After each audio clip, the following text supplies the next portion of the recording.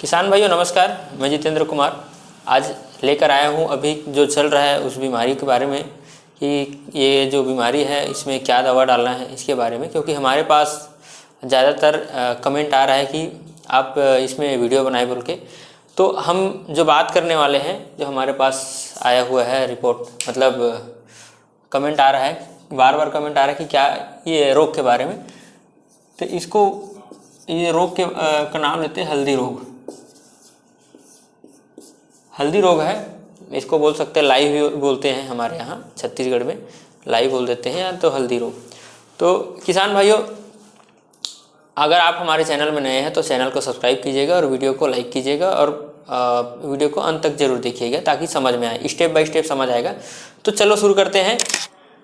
तो किसान भाइयों, ये हल्दी रोग जो होता है, ये जैसे कि दाने होता है ना, इसके फटने के कारण पीला कलर का हो जाता है, जो हल्दी कलर का रहता है, जो जिसको पीला बोलते हैं वैसा होता है, और उसके बाद थोड़ी समय बाद वो काला हो जाता है। तो इसको बोलते हैं हल्दी रोग। अब हल्दी रोग होता क्यों है? इसका पहला कारण है, कारण पहला ये है कि ज़्यादा उमस होना। जैसे कि जिस समय ज़्यादा उमस होता है तो क्या होता है, जो बालियाँ होती है, जो दाने होते हैं, वो फटना शुरू हो जाता है। दूसरा कारण इसमें है नाइट्रोजन का अधिक इस्तेमाल। नाइट्रोजन का अधिक इस्तेमाल दूसरा कारण हुआ नाइट्रोजन का अधिक इस्तेमाल। तीसरा इसमें कारण ये है ज़्यादा से ज़्यादा दवाइयों वगैरह छींचना, जिसमें ज़रूरत नहीं है तब भी छींचना, या तो टाइमिंग के ऊपर डिपेंड करता है। टाइम और जो दवाई है, टाइम और दवाई ये बहुत बड़े मायने रखता है, क्योंकि टाइमिंग अगर गलत हो और दवाई भी आप हैवी डाल रहे हैं तो उसमें क्या होगा, फटने के चांसेस ज़्यादा रहता है। जैसे बात किया जाए सुबह टाइम, इसका जो दाने हैं, बाली जो है, हम यहाँ पे बात करते हैं, ये बालियाँ हैं या दाने हैं, दाने के बीच में ये क्या करता है, इसका मुख जो है सुबह टाइम खुला रहता है, सुबह टाइम खुलता है। अब इस बीच में अगर हम कोई भी दवाई डालते हैं तो क्या होता है, जब इसके अंदर जब इंटर मारता है, क्योंकि सुबह टाइम ही होता है परागण वगैरह की जो क्रिया रहता है, फ्लावरिंग के टाइम में जो डाल देते हैं तो इसमें क्या होता है, मुख खुला रहता है, इसमें अगर दवाई वगैरह चला जाता है तो इसमें क्या होता है, वो हल्दी रोग जो है हो जाता है। और फ्लावरिंग के टाइम, फूल के टाइम, एक और अगर बात किया जाए, इसी से मिलता जुलता है, फूल के टाइम में क्या करते हैं, दवाई डाल देते हैं, फ्लावरिंग के टाइम में स्प्रे करना है। तो इन सारे कारण से क्या होता है, ये होता है। उसके अलावा ये हुआ हमारा कारण कि क्यों होता है ये। उसके अलावा ये हो जाता है बीज जनित भी होता है। ऐसा नहीं है कि इस सभी कारण से होता है, ये बीज जनित भी होता है। ऑलरेडी अगर किसी दूसरी पहले अगर जो बीज आपने डाले हैं उससे पहले से अगर ये रोग रहा हो तो बीज के माध्यम से वो ये बीमारी आ जाता है। उसके बाद पांचवा एक और आता है, ये है जमीन। अगर इस जमीन में पहले से, अगर इस खेत में अगर है ऑलरेडी, अगर हल्दी रोग है तो उसमें भी क्या होगा, दोबारा आएगा। तो क्या क्या चीज़ करना है इसमें, तो सबसे पहले हमें सावधानी करना है। अब सावधानी इसमें है, कारण के बाद हम बात करते हैं सावधानी क्या क्या कर सकते हैं इसके बारे में देखते हैं। तो उमस को तो हम मेंटेन नहीं कर सकते। उमस को मेंटेन करने के लिए हमें पानी को क्या करना है, निकालना पड़ेगा, पानी डाल के निकालना पड़ेगा, मतलब बहना चाहिए खेत में पानी। दूसरा है यूरिया का इस्तेमाल कम से कम करना है, जितना ज़रूरत है उतना ही करना है, उससे ज़्यादा नहीं करना है। तीसरा है दवाई, जब जिस टाइम में फ्लावरिंग हो रहा हो, या तो देखिए फ्लावरिंग के पहले आपको दवाई स्प्रे करना है, मतलब बाली निकलने के पहले आपको दवाई स्प्रे करना है, उसके फ्लावरिंग के टाइम नहीं करना है, तो पहले कर दें। उसके बाद होता है बीज। अगर इसमें और देखा जाए तो बीज, अगर पिछले साल जिस खेत में अगर धान में हल्दी रोग है उसका बीज इस्तेमाल नहीं कीजिएगा, या तो कर रहे हैं तो उसका उपचार करके रखिएगा। तीसरा है जमीन में भी अगर है तो आपको जमीन को भी उपचार कराना है, मतलब उसमें आप चूना वगैरह डाल सकते हैं, फंजीसाइड पहले से कॉन्टेक्ट फंजीसाइड आप उसमें डाल सकते हैं जमीन में। ये हुआ सावधानी। अब उसके बाद आता है कि अगर खेत में अगर हल्दी रोग लग चुका है तो हम दवाई कौन सी इस्तेमाल करें इसके बारे में।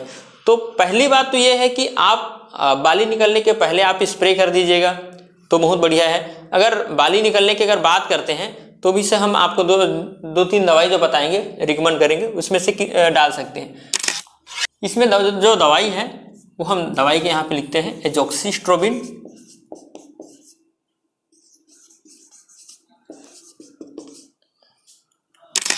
ये 18.2 WW प्लस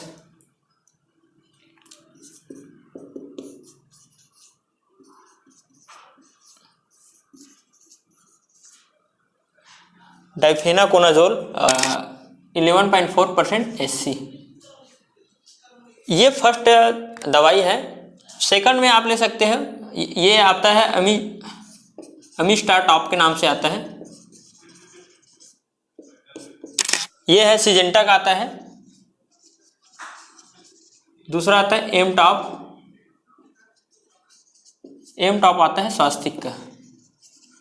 आप किसी भी एक को ले सकते हैं और इसमें ये इसका मात्रा जो लगना है 200 ml से लेकर के 250 ml प्रति एकड़, ये हुआ। उसके बाद आपको लेना है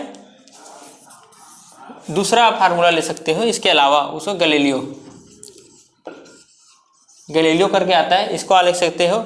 या तो तीसरा आता है नेटियो।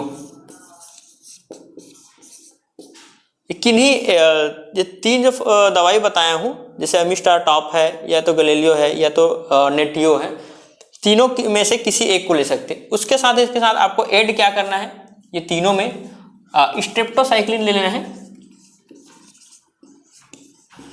स्ट्रेप्टोसाइक्लिन लेना है 6 ग्राम वाला, कम से कम 3 से 4 लेना है, 3 पैकेट से 4 पैकेट लेना है।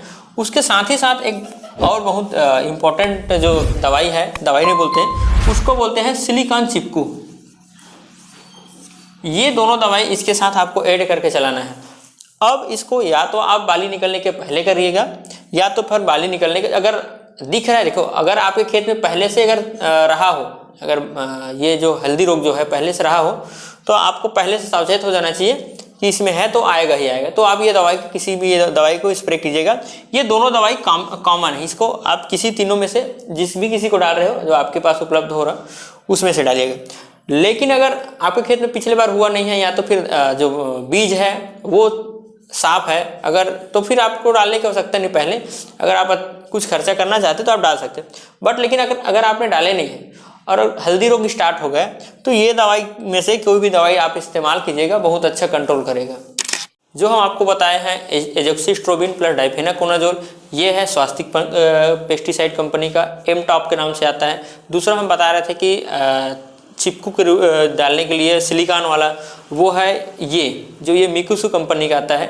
आप इसको दोनों को मिला के डाल सकते हैं। साथ ही साथ में आपको स्टेप्टो डालना है। और इसमें क्योंकि देखो चिपकू का काम बहुत इंपॉर्टेंट है अभी डालने के लिए, इसलिए क्योंकि देखो समस्या जो है बाली पे है, अगर दवाई नीचे में जाएगा तो काम उतना अच्छे से नहीं करेगा। तो बाली में चिपकाने के लिए बहुत बेस्ट है ये सिलिकॉन वाला चिपकू। लास्ट में चलते हैं, क्या आपके खेत में ये हुआ है अभी, और अगर नहीं हुआ तो ठीक है, बहुत अच्छी बात है।